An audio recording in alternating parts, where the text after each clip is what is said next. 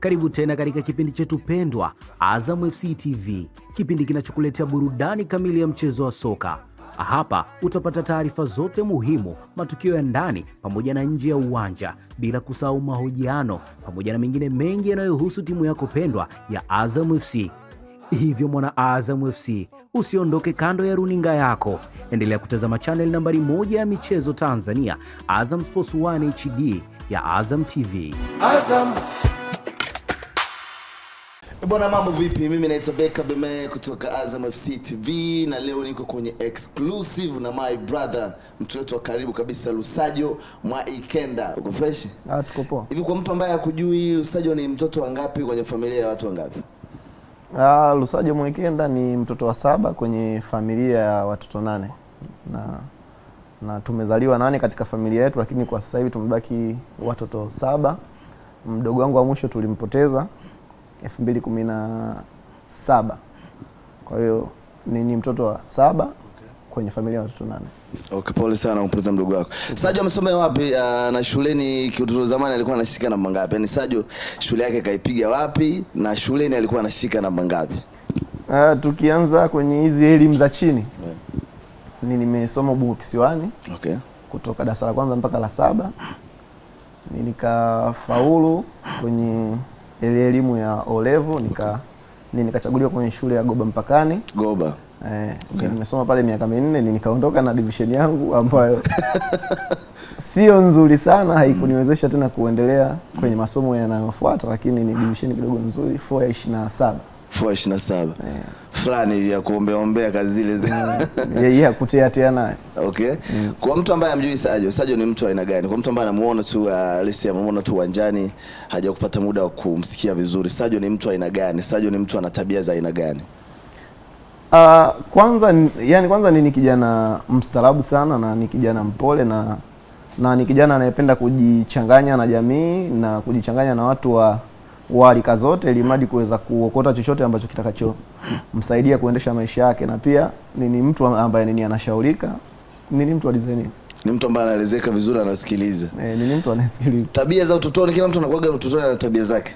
Nipe tabia 3 ama 4 za kwako za utotoni ambazo ukizikumbuka mpaka leo unaweza kuwa unacheka ama ukampigia mshikaji wako uliosoma naye. Hivi unakumbuka tukio hili? Tabia za utotoni nikizungumzia tabia zote ni tabia tu kama ni za watu wengine, kupenda kucheza, kupenda kuzurula, na muda mwingi kuna kipindi cha utotoni ambacho ulikopo mtu unaweza kuondoka toka asubuhi yaani ukinywa tu chai usionekane tena mpaka jioni. Kwa hiyo unaweza ukarudi jioni mama akakukamata akakutandika. Maisha mengine ukachezea fimbo zako kadhaa. Kesho tena utasahau, kesho kutwa utakaa tena, siku inayokuja tena unaanza tena mchezo ule ule. Ndoto ya mpira sasa ya Sajo kusema sasa nataka niingie kwenye mpira, hiyo ndoto ilianza lini na ilikuwaje? Mpira obviously ninacheza toka nikiwa mdogo, kwa maana mtaani kwetu yani nyumba ipo hapa, yani miguu hata 20-30 haifiki. Okay. Kufuata uwanja wa mpira ambao nilikuwa nikicheza toka nikiwa mdogo. Kwa hiyo unaweza kuona jinsi gani ambao nilikuwa karibu na huo mchezo wenyewe, na kwa mtaani pale wa vijana wa lika langu tulikuwa wengi sana. Kwa hiyo tukampata mwalimu fulani ambaye ni mtu anayependa mpira na anayependa kufundisha pia. Kwa hiyo ndio huyo mwalimu ambaye aliyetukusanya vijana na aliwakusanya hata kabla yetu sisi, kulikuwa na wengine pia wakubwa pia wakishiriki katika timu. Okay. Kwa hiyo tukaweza kuungana naye toka tukiwa wadogo mpaka leo hii. Mimi ukiniuliza nimepitia sehemu gani na gani mpaka kuja Azam FC, nitamtaja huyo mwalimu kwenye hiyo timu yake tu basi. Kwa hiyo nilicheza pale kwa hizo lika ndogo, nikapanda nikacheza mpaka muda ulipofika kuja Azam FC. Okay. Na hakuna mtu yote ambaye alikuwa amekuinspire, ulikuwa unamwangalia kwa kipindi hicho? Kwa kipindi hicho ninapenda makaka zangu ambao walionitangulia jinsi wanavyocheza, kwa maana ilikuwepo ni timu ya lika tofauti. Kwa hiyo unatoka timu hii unaingia timu ya juu, kwa hiyo unakopo unamwangalia yule anayecheza pale, ili mradi kuweza kupata kilicho bora wewe ukipata nafasi. Okay. Kuna wakati wote mgumu ambao umekutana nao kwa safari yako ya mpira? Nyakati ngumu katika mpira zipo. Okay, zilikuwaje na nini ilikuwa imetokea? Nyakati ngumu. Zipo nyakati ngumu. Zilikuwaje nyakati? Lakini nyakati mojawapo nikiwa Songas kama Songas kulikuwepo na majaribio ya kituo kile cha Jakaya pale Sandali. Okay. Tukafanya majaribio sisi kama timu, kuna wachezaji wakachaguliwa pale. Lakini kuna baadhi ya wachezaji ambaye alikuwepo ni rafiki yangu mmoja anaitwa Mustafa Yusuf. Alichaguliwa moja kwa moja. Kwa hiyo hakutakiwa kuja ile siku ya mwisho ya trial. Lakini siku ya mwisho ya trial ninakumbuka ilikuwa ni kipindi cha tarehe kama hizi. Kwa maana fomu ya mwisho tuliojaziwa ni turudi tarehe 10, kitu kama tarehe 11 mwezi wa 12 ama tarehe 12 mwezi wa 12. Alafu siku moja tunafanya mazoezi chuo kikuu. Tumemaliza mazoezi, ikahitajika wachezaji ambao tunaenda kesho kwenye trial kumalizia ili mradi kuweza kujiunga na hicho kituo tubaki mpate nafasi. Yani tuzungumze yale ambayo mwalimu labda bwana kesho mkienda sisi msiwe hivi muongeze hichi, tunashauriana. Kwa hiyo mazoezi yameisha chuo kikuu tukabaki. Tukabaki kama ni wachezaji kama wanne na kiongozi mmoja. Okay. Tumebaki pale tukaelezwa yale ya kuelezwa pale ya kufuata kesho. Tumekaa mpaka saa 1:30 hivi. Sasa kumbe jana ilikuwa kwenye ile compound ya chuo kikuu kuna uhalifu ulifanyika. Kwa hiyo wakaweka limitation ya muda watu wanaotokea nje kuwepo mule ndani. Kwa hiyo saa 1 mwisho. Kizidi hapo hauna access. Kwa hiyo na tulikuwa na kibali cha kutumia ule uwanja wa pale. Tumemaliza tukawa tunaondoka sasa. Tumeondoka tukakutana na auxiliary police wa chuo kikuu. Tukamata hapa. Nyinyi wakina nani? Tukamwambia si hapa bwana, ni wale vijana wa Songas tunafanyia mazoezi pale. Wakatuambia twendeni huko. Hawataki kuelewa. Tukaenda tukakutana na wahalifu wengine ambao ni wazurulaji wa mule ndani. Tukachanganywa pale, gari likaja likatupakia. Kesi ishakuwa moja hapo. Tukaenda kwenye kituo kimoja kipo kule UDSM cha auxiliary. Tumeenda pale tumewekwa pale. Tumekaa mpaka saa 5.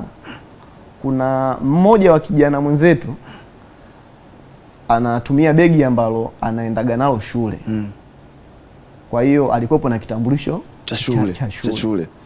Kwa hiyo kuna askari mmoja pale akasema mwanafunzi yoyote kama ana kitambulisho cha shule aje na hicho kitambulisho atoke. Akionyesha aondoke. Akionyesha atoke. James alikuwa nacho.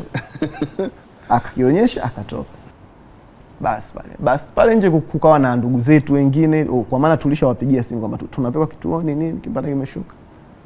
Tumekaa pale mpaka saa 6 kasoro gari likaja. Likatupakia mpaka Mabatini. Mnaenda polisi sasa hapo. Mabatini pale tukaenda. Hiyo ndo experience yangu ya kwanza kuingia polisi na namuomba Mwenyezi Mungu tena hicho kitu kisijitokee kwa maana sio sehemu nzuri. Sio sehemu nzuri kabisa. Nikaenda pale na tulifanikiwa kulala pale. Tumelala mpaka asubuhi. Na kule trial ilikopo ni kuanzia saa 2 asubuhi. Kwa muda ule uliopangwa. Kwa hiyo sisi hapa tulikopo tunawaelezea bwana sisi hapa wachezaji tuna trial kesho, lakini wakasema laleni mpaka kesho. Kwa kesho yake ikawa ni Jumamosi. Nani unafahamu siku za weekend protocol kidogo zinakuwa slow, mambo yanakuwa zinakuwa ni pole pole. Basi kuna mama wa mchezaji mwenzetu anaitwa Collins. Mama yake ni ana cheo kikubwa kule chuo. Kwa hiyo akaenda pale kituoni. Akatusa mshalala ni siku ya kesho. Mshalala. Tumekaa mule ndani lakini hamna aliyelala. Kwa maana tulikuwa tu tunapiga stories zetu za mpira na kuna muda tukasahau mpaka kama tupo kituoni. Lakini kuna watu miwa wengine pale tunazungumza na mimi vipi maplayer huko mmekuja kutafuta nini? Tukawaelezea bwana kuna shida moja mbili tatu kusema basi poa. Tukabaki nao pale mpaka asubuhi. Chai zikaletwa na ndugu zetu. Kipindi hicho mamangu alikuwepo. Alikuwa hai. Mama yangu na dadangu wakaja pale. Wakaleta chai, zile chai hatukuzinywa, tukawaambia bwana washikaji nyinyi kunyweni. Sisi hapa ndugu zetu hapo watafanya issue za sisi kutoka sasa hivi hapa tutatoka. Basi tukawapa kile chakula wale pale washikaji, wakakipiga wenyewe. Protocol nje zinaendelea za sisi hapa. Na familia inafuatilia kwa jinsi ya kutoka. Kwa hiyo yule pale mama pale akaja akaelezea kwamba bwana hawa ni vijana ambao wanafanya mazoezi sehemu fulani na wana vibali hivi na hivi na hivi. Yule mama wakamuelewa, tukatolewa pale kwa dhamana. Ikawa kitu kama saa 7 hivi saa 8. Muda huo sasa kati yetu hamna tena alikopo anawaza eti kwamba eti trial kabisa. Bado trial imeshatoka. Ukiangalia muda pia ushavuka. Tukawa tunahitaji tu tutoke ile sehemu kwanza. Hayo mambo mengine yatazungumzika. Lakini saa 8 tukachomoka pale. Kuna utaratibu mwingine ulikuwepo ni wa kuripoti. Kila baada ya muda fulani tukawa tunaripoti kule kile kituo cha mwanzo kabisa. Tukawa tunaenda kila baada ya muda fulani ile kesi nikaja ikaisha. Kwenye experience ya uwanjani au kwenye kazi ambayo unaifanya mpira, najua utakuwa unapita vitu vingi sana. Moja ya kitu ambacho nataka uelezeni kile shabiki anapokuwa nyumbani kwenye TV yake anaangalia game na wewe uko uwanjani. Let's say kwenye upande wa katika position ambazo zinasumbuaga sana position za penalty ama nafasi clean chances zile waga zina maneno mengi sana. Kwa yule mtu ambaye anaangalia TV waga anasema yule penalty kwani kapaisha pale au kwani angepiga pale. Yule mtu ambaye yuko nyumbani unaweza kumuelezeaje pale uwanjani kuna nini kati anafikiria kwamba ni jambo rahisi? Mimi hapa kwanza nini namfikiria kwa positive kwanza. Kwa maana yeye unakuta yupo kwenye TV ambapo kuna marudio pia ambayo ile action nini inavyoenda anaweza nini akazungumza chochote ambapo yeye unakuta tu kuna muda amekaa hivi ila unayecheza nini wewe. Kwa maana mpira mimi muda mwingine nina uhesabu kama ni mchezo wenye science kubwa sana kuliko ni yani. Kwa maana hizi kazi ambazo watu wanafanya ofisini kuna muda nini unaweza ukaletewa kazi za kufanya za kusaini nini kujaza ukaandika makaratasi akili ikachoka ukafunika usema hii hapa nimeshindwa, ngoja nifunike nitaendelea baadaye. Ukatoka nje hapo ukapunga upepo ukapiga maji kidogo ukarefresh, ukirudi unarudi na akili mpya. Lakini football kama football hicho kitu hakuna. Football ni robo sekunde. Yani hata robo sekunde yenyewe inaweza iwe nyingi. Kwa hiyo yani mpira unakuja umeshafikiria mpira ukija nitautuliza vipi, mpira ukifika kipa nishamwangalia nipige huku. Kwa hiyo hivyo vitu vyote inabidi ufikirie kwa wakati mmoja na muda huo unafanya hayo mawazo yako. Mpira ndio unafanyaje, unasafiri unakuja. Kwa hiyo unaweza kuona kuna ugumu kiasi gani katika kucheza huu mchezo tuliokuepo. Lakini kwa sasa hivi umekuepo na mashabiki wengi sana na unabeba hisia za watu wengi. Kwa hiyo hata huyo ambaye anaangalia kwenye TV huaga ninampa positive kitu yani chochote anachukiwaza. Kwa maana yeye anawaza baada ya kwamba ule mpira umeshafika, yeye anawaza pale lilistahili kuwa goli. Yani hahitaji kitu kingine chochote hakitaji. Lakini niwakumbushe kwamba mpira ni science kubwa sana ambayo mchezaji kama mchezaji ambayo anakutana nayo uwanjani muda huo inabidi atoe majibu. Kwenye mpira wa mtaani mpaka kuja kufika Azam FC kwenye club kubwa, ilikuwaje nani ambaye alikushika, ilikuwaje njia wewe kutoka mpaka kuja Azam FC? Mimi hapa nilikopo kwenye hicho kituo cha Songas Academy ambayo kipo Ubungo, ambacho nilicheza hapo kwa muda mwingi. Kuna kipindi mwalimu Meja Mingange alikuwa na assess makocha, na moja ya kocha ambaye alishawahi kumfundisha ni kocha ambaye alikuwa anatufundisha sisi, ndio alimfundisha madaraja yake mawili. Inaitwa preliminary kwenye mafunzo yao kwa kocha, preliminary ile awali na intermediate ambayo ilikuwa kwa wakati ule ndio kutoka preliminary kuja intermediate. Kwa hiyo walikuwepo karibu. kutokea pale yule pale mwalimu alikuja kuna siku mazoezini, akatokea kutupenda sana baadhi ya wachezaji, na ni aliahidi kwamba kuna timu nikizipata nitaomba wachezaji wako wape nafasi ya kuwaona zaidi, kwa maana ninaamini ni wachezaji wazuri sana. Basi tukaachana pale, sisi tukaendelea na maisha yetu mengine, lakini Meja akaja kupata timu zingine ambazo za madaraja ya kwanza sijui la pili, alikopoani anaona kabisa hizi timu nikiwaleta wale vijana wale bado vijana wadogo ninaweza kwenye hizi pressure za haya madaraja la pili ya kwanza nikaja kuwapoteza bure. Kwa hiyo akaja kupata academy ya Azam FC. Kwa hiyo akapata correction. Yani akawa tayari Azam FC kupitia academy yao wanahitaji aje kuifundisha. Kwa hiyo kuanzia pale alihisi kwamba nikiwapata wale vijana hapa panaweza kuwa sehemu sahihi. Akanichagua mimi, akaniambia niletee kwanza huyo center back ambaye kwa kipindi hicho niko nacheza center back. Aliyakuwa mpaka sasa hivi bado nina uwezo wa kucheza hiyo position. Kwa hiyo akanihitaji mimi kama center back kwanza ndio nije nianze. Sawa. Sasa tumekaa. Mimi mwalimu amenipa hiyo taarifa tayari. Sasa mimi ninasema lini mimi nitaenda? Kaa sana. Basi kuna siku mwalimu akaniambia Jumatatu inabidi uende.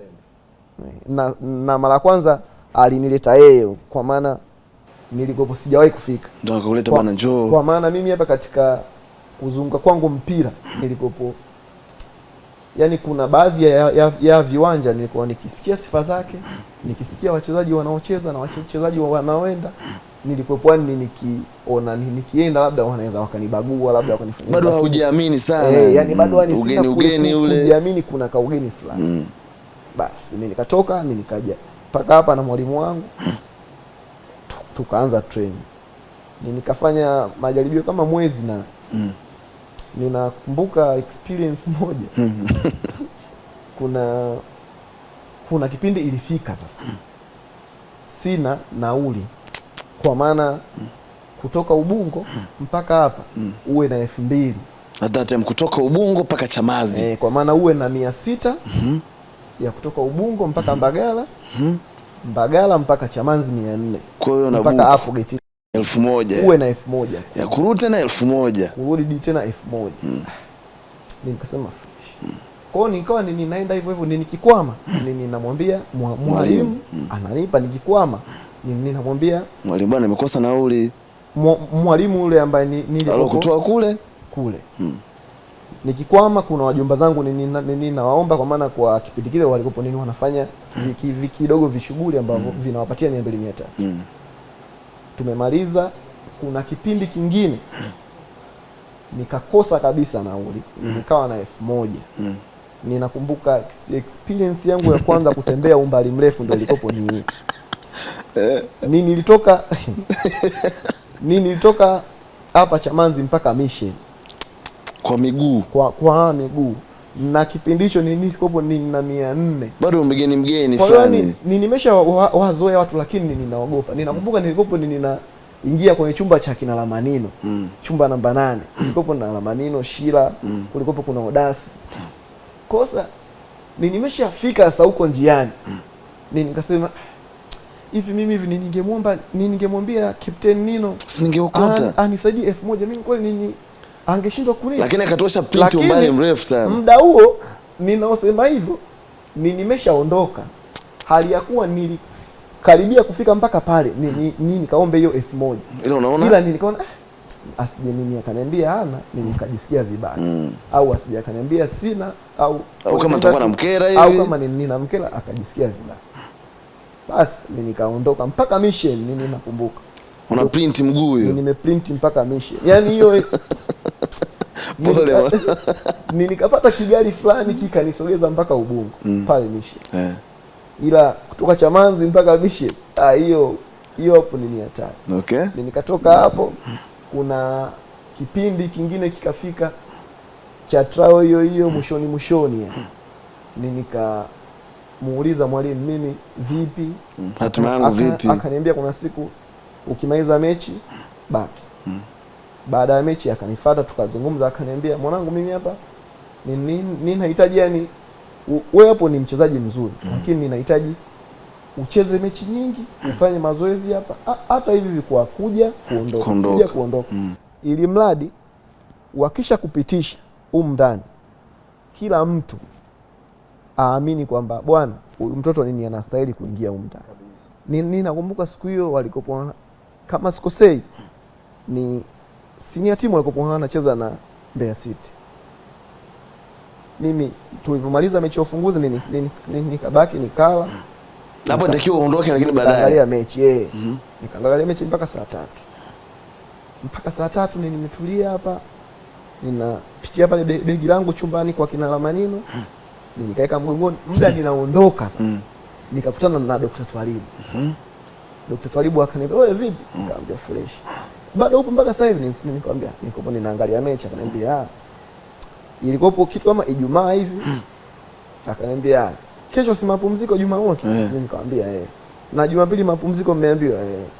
Akaniambia basi Jumatatu ukija njoo na vitu vyako vyote, kuanzia nguo nini kila kitu. Ukasema alhamdulillah. Hiyo siku kwanza Ubungo nilipoona ni kama ninachelewa kufika. Nilipokuwa ninahitaji nikamwambie kabisa mwalimu kwamba bwana mimi Jumatatu wameniambia hivi, kwa maana ndio kauli nilikokuwa nikisubiri kwa hamu. Kwa sababu nilipofika Ubungo nikampigia Meja Mingange. Nikamwambia bwana mwalimu, nimeangalia mechi nimemaliza, lakini baada ya mechi nimekutana na Dr. Twalibu ameniambia baada Jumatatu nikija nije na vitu vyangu vyote. Akaniambia sasa hicho mwanangu, hicho mimi ndio nikopo nakihitaji.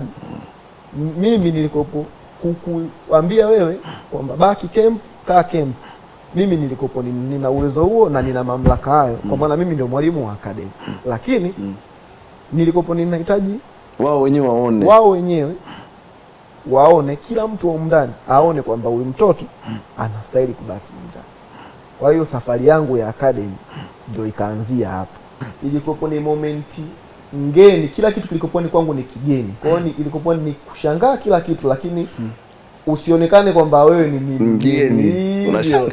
Kwa hiyo ilikopo ni hata ni pitch ambayo niliyotarajia labda nitafanyia majaribio, nilikopo ninatamani kwanza nione hizo nyasi za bandia zenyewe zinakuaje. Ukicheza kwenye nyasi bandia inakuaje, michangani kwetu kule utofauti upo vipi. Kwa hiyo ugeni ulianzia hapo getini. Nilikumbukia hapo na mwalimu wangu tukaandika majina pale kwamba mimi ninampeleka huko kwenye trials nini, kuna mtu amemwambia aje nani fulani, asema apite. Kwa hiyo tukapita tukaja kukaa kushangaa nini, mwalimu akaanza kuniambia bwana ni unaiona pichi? Nikamwambia pichi haina mambo sijui kichuguu sijui nini sijui majani shimo, usije ukapigiwa mpira. Na hapo katoka kichwani kwako nini kinawaza kinaendelea? Mimi hapa kichwani kwangu yani kinawaza kwamba pichi nzuri kama hii ina maana hapa ni kukosea vitu hapa huwezi, eti pasi imekuja mara imedunda hivyo vitu hapa. Kwa hiyo experience ilikokuwa nimetumbukia getini pale, na nilikopo sijui kama kwenye nyuma ya uwanja au pale tunapopita mbele zile ndio hosteli za vijana labda ni wanakaga mule. Kwa hiyo nimekaa jukwani, sasa ninaona wanatoka wachezaji wamependeza nini kasema maisha ndio maisha ndio. Kwa hiyo mimi nikawaangalia nikasema lakini nini inabidi ni push, ili mradi kama nitatumbukia siwezi kutoka kizeni. Kwa hiyo tukaanza mazoezi pale, nikaitumbukia hiyo pichi yenyewe, nikaiangalia kwa mara ya kwanza, lakini unafanya homa, lakini mtu unaangalia sasa hivi na nini hivi nyasi kweli hata nyasi haujashika hata moja kugusa hivi. Kwa ugeni unashika kuna muda. Sasa mtu utajueje kama ni pichi ya artificial? Unashika kuna muda kwanza hayang'oki. Unaangalia kidogo. Unajikuta unanyanyuka na kapeti. Nimemaliza nimeoga hapa. Nimetumbukia hapo jukwani nimekaa. Maulidi Tamira. Kuna winga fulani nilicheza naye academy. Aliniletea mikate hapo jukwani, aliniletea yogurt, aliniletea na juice. Mimi nikapiga. Hiyo ni moment ambayo zikisahau. Yani ni moment ambayo labda alichungulia akaniona nini nimekaa, akarudi ndani, akaenda kufuata hivyo vitu kantini labda au ndani domo au hostel, akaja kuniletea. Kwa hiyo ni mtu ambaye hata nilivyoingia ndani nilikuwa ninamchukulia kama ni mtu fulani special ambaye kuna kitu alikiona kwangu, ama huruma fulani anayo ambaye nilitakiwa kuwa naye karibu muda mwingi.